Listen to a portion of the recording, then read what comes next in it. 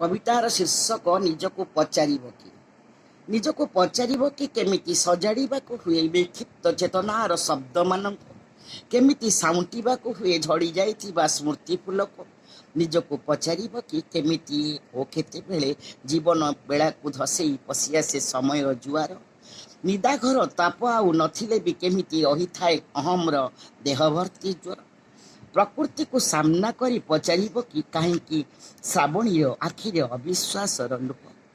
शारदीय चांदिनी रे एबे आउ नाही सेही शीतल सम्मोह बसंतर छाती रे नाही फगु आउ फगुणर मुख तुम्हें पचारि पारिबनी निजको प्रश्न एजाए निजे निजे निजको पढ़ी तुम्हें पचारि पारिबनी निजको प्रश्न एजाए निजे निजे निजको पढ़ी न जननी जठरर आवेग को एजाए भी मूल्यांकन करिन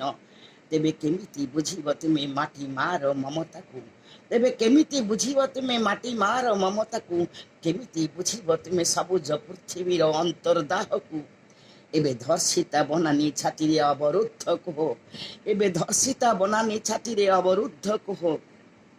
निजको लुचाई देउथिबा खणियो खादान देखाई चालीचिता शून्य कला मुह अशांत आकाश आउ अशांत सागर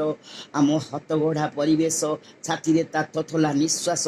माड़ी आसे अणचाष पवन जुआर माड़ी आसे अणचाष पवन जुआर प्रतिवर्ष विपर्जय कराघात करुथाए समयर स्वर तथापि आमे जानी पारुना तथापि आमे जानी पारुना ए विपर्जय पाई भूल कहार ए विपर्जय पाई भूल कहार। ए कविताटी मते बहुत भल लगिला। जदि आपन को भल लगे तेबे लाइक एवं सब्सक्राइब निश्चित करिवे।